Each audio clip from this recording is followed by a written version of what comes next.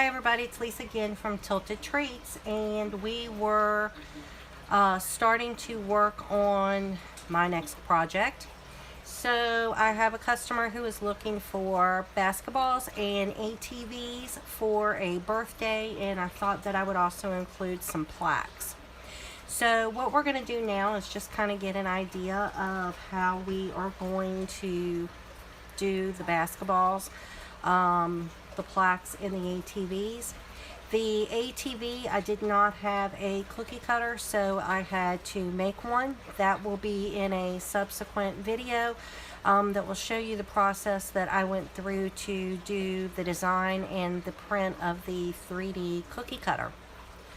But for right now, so I guess these can be beginning steps if you have cookies in process, or for me, I had to wait until I made the 3D cookie cutter in order to proceed.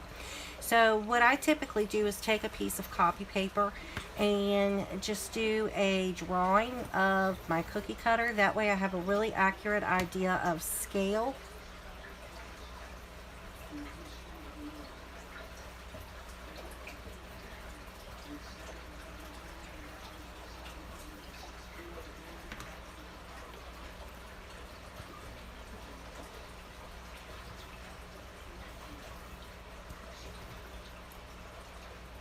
And I'm just taking a lead pencil and going along the inside here. It doesn't have to be exact, it doesn't have to be perfect. We really just want to get an idea of scale. So for the basketball, obviously this is going to be flooded in an orange color. I want to put some sort of texture on the basketball, so I think I'm actually going to airbrush a brown netting. And then I'll come back with a black thick to make the lines. And I do have a stencil for that that will show me the basketball lines that we'll use. I think instead of stenciling it, I'm probably just going to take an edible marker and draw the lines on my dry cookie and then pipe that in, is what I believe I'm going to do for the seams. So that's simple enough. So for the birthday, because her order is consisting of basketballs and ATVs, I wanted to keep kind of a generic type plaque that's going to be able to work equally well with either of these. So this doesn't have any real frilly shapes. There is a boy and a girl involved in this, so we didn't want to get anything crazy frilly. So for this, what I'm going to do is actually have to measure this out and then come up with some sort of font that says happy birthday. Again, something that's not terribly frilly, that I would be able then to use my Pico to project onto the cookie. And by having this here, it's just going to give me really good size so that I'll know exactly what I need to work with.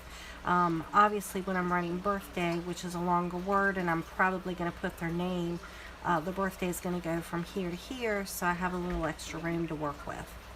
So then this is the ATV. This is the actual cookie cutter that we 3D printed, and it's the one that we're going to be using for making the cookies. If you remember, or if you watch the cookie cutter process, this is the image that we actually started with to use. And because this would be a really impossible thing to deal with on a cookie and a cookie cutter, I went ahead and made this particular area solid, but I do not believe that I'm going to do that on the cookie. I believe that I'm going to leave a little bit of blank space. So I did print this out. You can see that it actually fits inside. I'm not a huge fan of naked cookie parts, so I would actually extend this out to the edge, but this is going to give me a really good idea of where I want to place stuff. So for this, I'm just going to cheat a little bit and slide it under my copy paper.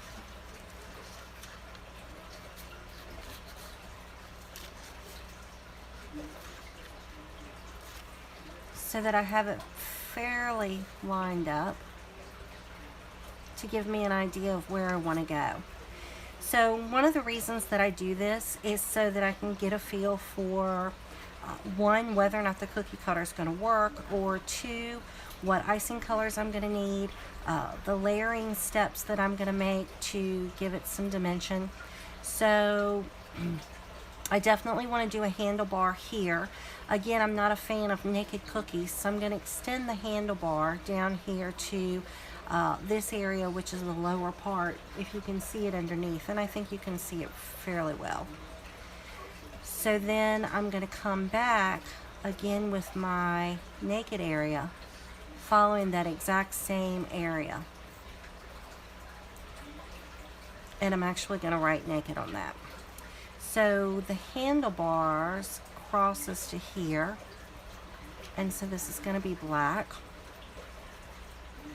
So my next step is going to be my tire. Obviously here it's smaller, but we're just going to extend this circle.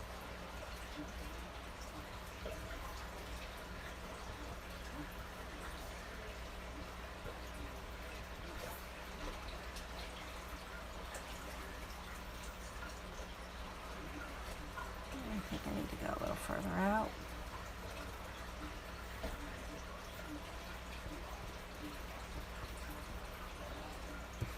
This is why you use a pencil.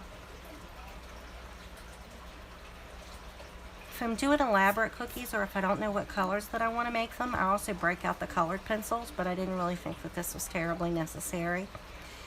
So pull this back out so we can see it a little better. So we've got a headlight situation here.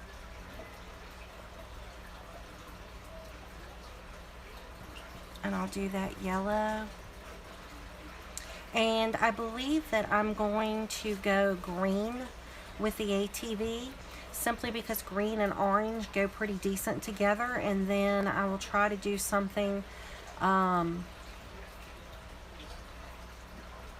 in that manner for the plaque. I haven't figured that quite out yet. Okay, so the next part of the ATV is going to be this front area here. So that kind of comes down to here. And then this comes down to here.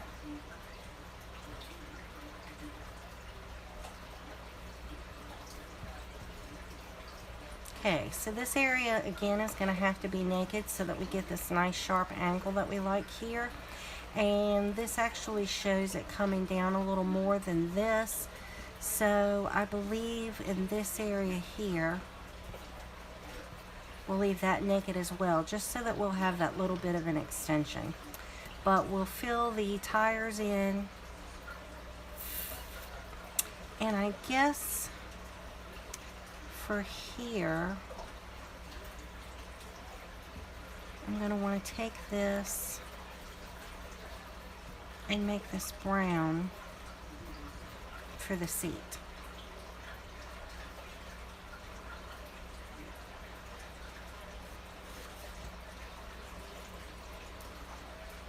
And I'm pretty happy with that, so I think that's going to work fine. So here we've got happy birthday.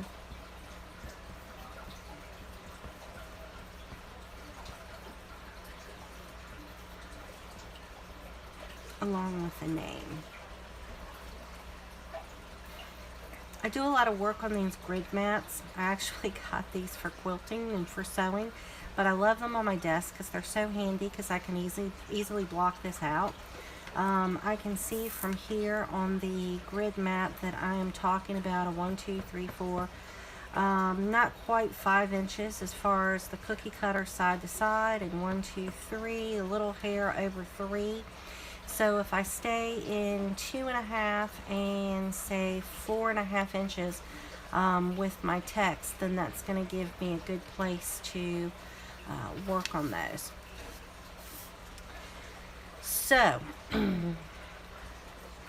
now we need to talk icing and what we're going to need in order to get this accomplished. So obviously we're going to need orange, and I apologize, I'm a lefty. And then we're going to need black for the laces on the basketball, or the seams on the basketball. We're going to use black again here. I've got that the seat was brown for the ATV, but I think the basketball orange will work fine. If it ends up looking a little funky and maybe not as dark, then we can easily take some food coloring and paint over that to get that a little darker, so that's not going to be a problem. We already have black for the tire. Of course, we're going to have white.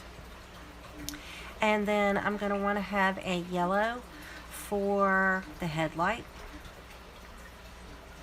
And then my plan was to make the ATV in green. I'm just going to do these layers separately so that I have some dimension. And I'm not going to go a leaf green. I'm going to go a forest type green or a dark green. Sorry, I have a kitty cat named Forrest, and so I wrote 2 R's there. Okay, so now that I've got the colors that I'm going to use, I'm looking at this and I'm seeing that I just have a teeny tiny little bit of yellow. So I'm going to cross yellow off my list, and what I'm going to do here is flood this with a little bit of white and then come back with some yellow food coloring to go over that to give that the yellow look without having to make yellow icing. So that's off the list. So for orange, I am of course going to need a flood consistency, and I don't believe I'm going to need anything thicker than that for orange. So for black for the laces, of course I'm going to need that a thicker consistency, but for the black for the wheels, I'm going to need that to be a flood consistency. For my white, it's just going to be the inside of the tires, which I may actually end up going and using TMP silver to make that silver. Either way, since it's a small area, I'm going to need that to be thick in hopes that it doesn't crater. And then, of course, I'm going to need my layers of green that's going to need to be flood consistency. So one trick that I got from Dee Dee Ramirez videos, and she's fantastic, if you haven't had occasion to check her out, please do so, is that she makes her flood consistencies and then does her flooding work, which typically is your first work, and then uses her leftover flood consistencies and adds a little bit of powdered sugar to thicken it back up to the thick consistency, which is a fantastic idea. One, you don't have to do 2 right away, and then you don't have to worry about how much you need because you're adding powdered sugar instead of icing. You're not changing the color, so you're keeping that consistent. So that really is a fantastic idea.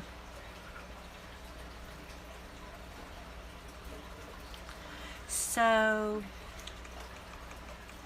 I'm just trying to figure out what I want to do here on the black that would incorporate some orange and some green.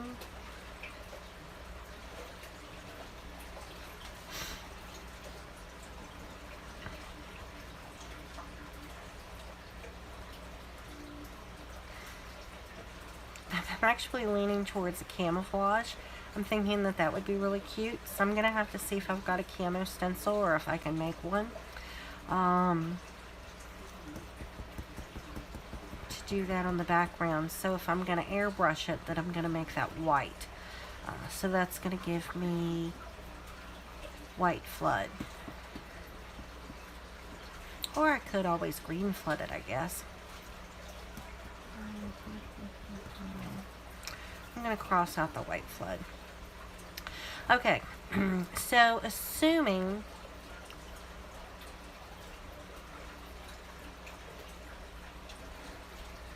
that may actually be neat. I'll do 2 of these white green with orange lettering and 2 of these orange with green lettering. So I think that would stay consistent.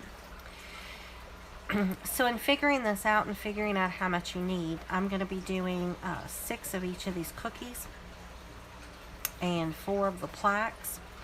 The 6s are going to give me 2 extras. Particularly, I like to make an extra of this because it's the first time that I'm making it. So if I flub it up, I definitely want to have an extra. The customer's order is actually consisting of 4 and 4 and 4 for a dozen. So Anne from Flower Box Bakery had a Craftsy class where she detailed a good rule of thumb for icing is that you want to consider 1 ounce of icing for 1 cookie, and unless it's bits and pieces of it. So for example, this orange is going to be the whole cookie, so we're definitely going to need 6 ounces of orange icing. And then if I want to use a little extra here, which probably wouldn't even be an ounce to make the 4 seeds, so that would be 7. And then I want to do 2 of the blacks and orange, maybe. So all in all, that's going to give me about 9 ounces. So I'll just round that up to 10. It doesn't hurt to have a little extra. So for the black, this wouldn't be considered a full cookie, but these are pretty big tires, so I would consider this a half a cookie. So since there's 6, I'm going to need 3, so I'm going to need about 4 ounces of black. White, depending on where I'm going in this direction, we just need a tiny little bit thick. So I'll go 4 ounces here. And then the forest green, again, I would consider this about a half a cookie. Since I'm going to do 6, that would give me 3 ounces, but I'll just plan on 4. So my goal is now that I'm going to need 4 ounces of green, 4 ounces of white, 4 ounces of black, and 10 ounces of orange. I got these little containers at the dollar store that hold 12 ounces, and they have the measurements on the side of them. So when I'm mixing out colors, I'll just fill it up to the 10 ounce line, or actually I think it says 8 and 12, so somewhere in the middle, and then mix up all of the orange that I'll need. And then likewise I'll do the 4s for the black, the white, and then the green. So that's it. I'm going to see if I can find something camouflagey for this plaque. It may involve cutting out a stencil. If it does, I'll be sure to take you guys along with me when I'm doing that. But this is basically how I plot and plan what I need to accomplish the cookie batch that I'm doing. And it just gives me an idea. It gives me an idea of what to work with, what my initial layout is. And then I'll definitely keep this, even though I drew this in, just so that I'll have this handy to look at whenever it's time to ice in the cookie. So that's all for this step. I believe that the next step is that you guys are going to come along with me to make the 3D cutter, and we're going to start doing that in the Silhouette Design Studio. We're going to create an SVG file. So thanks for tuning in, and I'll see you in the next part.